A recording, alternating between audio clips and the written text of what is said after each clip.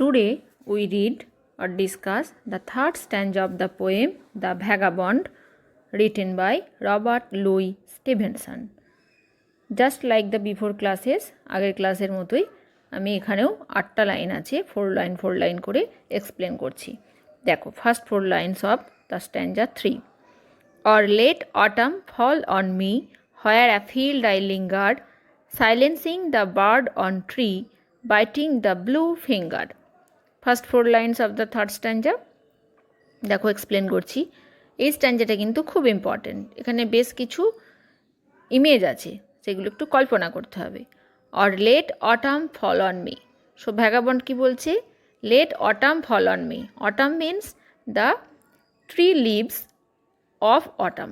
অটামে, শরৎকালে ওদের দেশে ইংল্যান্ডে বেশ কিছু গাছের পাতা ঝরে, তো সেই জন্য পোয়েট বলছেন or let autumn fall on me, শরতের পাতা, গাছের পাতা আমার ওপর ঝরতে দাও। হোয়ার অ্যাফিল্ড আই লিঙ্গার, যেখানে অ্যাফিল্ড ইন দ্য ফিল্ড, সে মাঠের মধ্যে আই লিঙ্গার।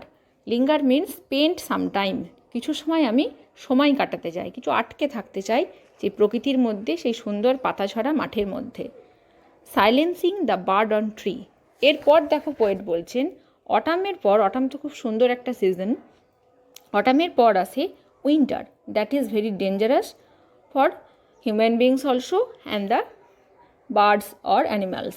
সো পোয়েট এখানে একটা পাখির উল্লেখ করেছেন বা পাখিদের উল্লেখ করেছেন। Silencing the bird on tree, প্রচণ্ড ঠান্ডাতে পাখিরা, যে পাখিরা অটামে, স্প্রিংয়ে, সামারে খুব সুন্দরভাবে গান করত, তারা গাছের মধ্যে চুপচাপ শান্ত হয়ে স্থির হয়ে বসে থাকে। সাইলেন্সড, তারা দে বিকেম সাইলেন্স, তারা চুপচাপ হয়ে যায়। অ্যান্ড কি হয়? বাইটিং দ্য ব্লু ফিঙ্গার, এখানে একটা কবি ঠান্ডায় জমে যাওয়া, বরফে জমে যাওয়া, যেটাকে ফ্রস্ট বাইট বলা হয়, সেটার উল্লেখ করেছেন। সেই ফ্রস্ট বাইটে, ঠান্ডা বরফে জমে গিয়ে যেন তাদের ফিঙ্গারগুলো, আঙুলগুলো একদম নীল হয়ে গেছে, সেটা কবি বার্ডের ক্ষেত্রেও বলেছেন যে তাদের ফিঙ্গারগুলো একদম ফ্রস্ট বাইটে একদম ব্লু হয়ে যায়, নীল হয়ে যায়, এবং পোয়েটেরও সেই রকমই অবস্থা হচ্ছে, প্রচণ্ড ঠান্ডাতে তার ফিঙ্গারগুলোও যেন ব্লু হয়ে গেছে, নীল হয়ে গেছে। তাহলে এটা হলো first 4 lines. Last 4 lines of the third stanza দেখো। White as meal the frosty field, warm the fireside haven, not to autumn will I yield, not to winter even. So এই 4 লাইন্সে কবি কী বলতে চেয়েছেন? এখানেও অনেক ইমেজ আছে, দেখো। White as meal the frosty field, যেরকম মিল মিন্স এখানে কোনো শস্য ঝাড়ার পরে, ঠিক যেরকম, মানে ধরো ধান ঝাড়ার পরে যেরকম সাদা ধানটা বেরোয়, ঠিক সেই রকম পরিষ্কার ধান ঝাড়ার পরে যেরকম ধানগুলো ছড়িয়ে থাকলে ঠিক যেরকম মাঠটা হয়ে যায়, সেই ফ্রস্টি ফিল্ড, তুষারাচ্ছন্ন, তুষার পরে, বরফ পরে মাঠটা সে ঠিক সেরকম জমে যায়। মানে বরফ আবৃত মাঠটাকে তো কবি সেই ধান ঝাড়ার পর যে ধানটা বা শস্যটা থাকে, মিলটা, সেইটার সঙ্গে তুলনা করেছেন, যেন সেই রকম সাদা হয়ে গেছে, তুষারে আচ্ছন্নের মতো। Warm the fireside haven, haven means a safe place, একটা নিরাপদ জায়গা, অর্থাৎ ঘরের মধ্যে। ফায়ার সাইড, আগুনের পাশে, আগুনের পাশে একটা নিরাপদ জায়গায় ওয়ার্ম, কবি গরম হয়ে নিতে চান, মানে এত ঠান্ডা সেই সময়ে।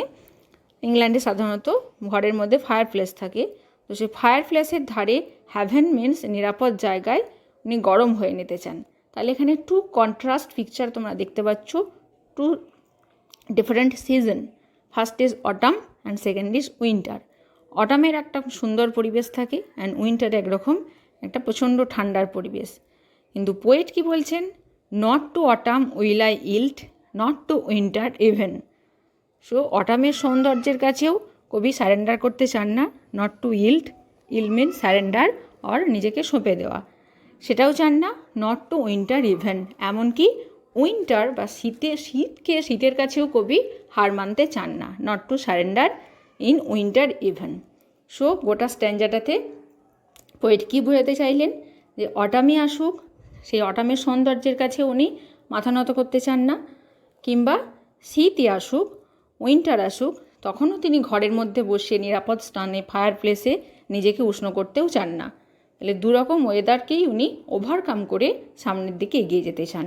That is the life of a vagabond. ভ্যাগাবন্ডের লাইফ কিন্তু এটাই, দে do not want any comfort, any material world or material comfort. Okay, that is the third stanza.